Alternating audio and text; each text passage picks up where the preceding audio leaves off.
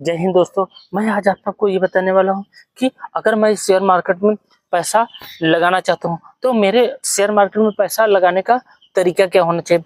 कि मैं लेटेस्ट वाला शेयर मार्केट में पैसा लगाना चाहता हूँ या लॉन्ग टाइम का होता है कि आपने किसी पैसे को लगा के कुछ समय के लिए आप भूल गए, जिसे कहा होता है इन्वेस्ट करना कहा होता है किसी कंपनी का आपने शेयर खरीद लिया और उसे लॉन्ग टाइम के लिए लिया। जैसे मैं उदाहरण के लिए बता रहा हूँ कि मैंने क्या किया, मैंने ऑटो पार्ट का सामान ले लिया और उसको अपना होल्ड करके छोड़ दिया। 6 महीने, 8 महीने या 10 महीने लंबी अवधि के लिए आपने ले लिया। लंबी अवधि में जैसे आपने पैसा लगा लिया तो इसमें क्या होता है कि कुछ समय आप होल्ड कर देंगे, कुछ समय के बाद जाहिर सी बात है आप अगर उस शेयर को आपने 300 रुपये खरीदा है तो कुछ समय के बाद आपको 600 रुपये बिक सकता है या 400 या 500, जो भी होगा आपको मुनाफा ही होगा।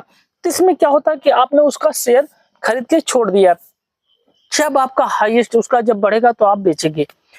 तो ऐसा क्या होता है कि उसमें एक सावधानी ये बरतनी हो चाहिए कि आपने जो लॉन्ग टाइम शेयर खरीदा है उस लॉन्ग टाइम का शेयर के बारे में आपको नॉलेज होना चाहिए।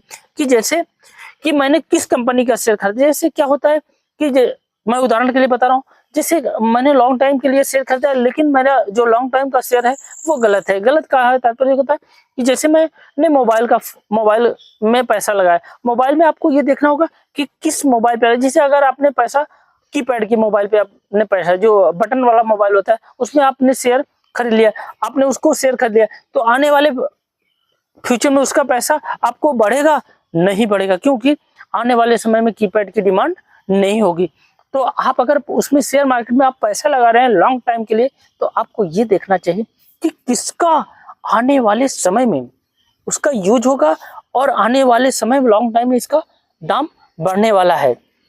तो उस चीज पे आप पैसा अगर फोकस करते हैं तो आप अच्छा खासा मुनाफा कमा सकते हैं। यहाँ आपको कुछ देखना होगा कि फ्यूचर में इस चीज का डिमांड होगा तो आप उस चीज के चुनाव करते हैं और उसमें पैसा लगाते हैं, जाहिर सी बात आप पैसा कमाएंगे। जैसे मैं उदाहरण के लिए बता रहा हूँ कि इस समय सितंबर चला, अक्टूबर महीने आने वाला है। अक्टूबर महीने में क्या होगा, लास्ट में आपको ये नवंबर में आते आते आपको रबी की फसल जो मुख्य होती है वो चावल हो गया। इस समय अगर आप चावल पे पैसा खर्च करते हैं तो इसमें क्या होगा, एक मिनिमम रेट पे मिलेगा। मिनिमम रेट का होता है कि एक जो सरकार मानक बना लेती है, भैया इससे नीचे आप चावल नहीं बिकेगा या नहीं होगा। तो उस समय क्या होगा, अगर आपने चावल की खरीदारी करके आपने 2, 4 या 6 महीने के लिए होल्ड कर दिया, इसके बाद आप जैसे बेचेंगे तो आपको मुनाफा होगा कि नहीं होगा, जाहिर सी बात होगा। तो ठीक उसी प्रकार आपका जो शेयर मार्केट होता है, शेयर मार्केट में ये देखना चाहिए कि मैं जिस वस्तु की चुनाव कर रहा हूँ उसका आने वाले समय में इस समय मिनिमम रेट पे आ गया है। जैसे इस कंपनी का शेयर एकदम मिनिमम रेट है, इससे अब नीचे नहीं आने वाला है, आप उसको आराम से खरीद सकते हैं कि आने वाले समय में जैसे इसका शेयर बढ़ेगा मैं उसको तुरंत बेचूंगा और मुनाफा कमा सकता हूँ। तो ऐसे जो शेयर धारक होते हैं जो अच्छा खासा मुनाफा कमाते हैं, इस चीज का चुनाव और देख के समझ के करते हैं, तो आप भी ऐसा करके आप पैसा कमा सकते हैं। अगर आपको ऑटोमोबाइल के बारे में अच्छी जानकारी है आप उसमें पैसा लगा सकते हैं। अगर आप खाने पीने की चीज के बारे में अच्छी जानकारी रखते हैं तो आप उसमें पैसा लगा सकते हैं।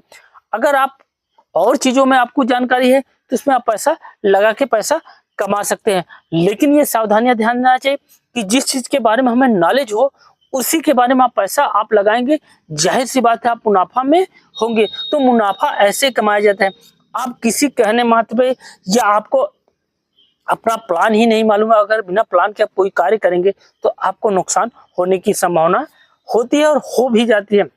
अगर आप पैसा शेयर में लगा रहे हैं तो ये चीज ध्यान देना चाहिए कि इसका लॉन्ग टाइम में फ्यूचर में यूज होगा कि नहीं होगा तो आप आराम से उसमें पैसा आप जितना लगा सकते हैं आप लगा लीजिए और अच्छा खासा मुनाफा कमा सकते हैं। अगर आपको ये लगता है कि आने वाले समय में इसको मुनाफा नहीं होगा, मैं अच्छी तरीके से जानता हूँ, उसमें आप पैसा लगाने से हिचके या उसमें पैसा ना लगाएं। मेरा अगर आपको वीडियो ये अच्छा लगे तो ज्यादा से ज्यादा शेयर कीजिए, लाइक कीजिए, सब्सक्राइब कीजिए और कमेंट जरूर कीजिए। अगर ये आपको वीडियो अच्छा लगता है तो मैं इसका सेकंड पार्ट बनाऊंगा।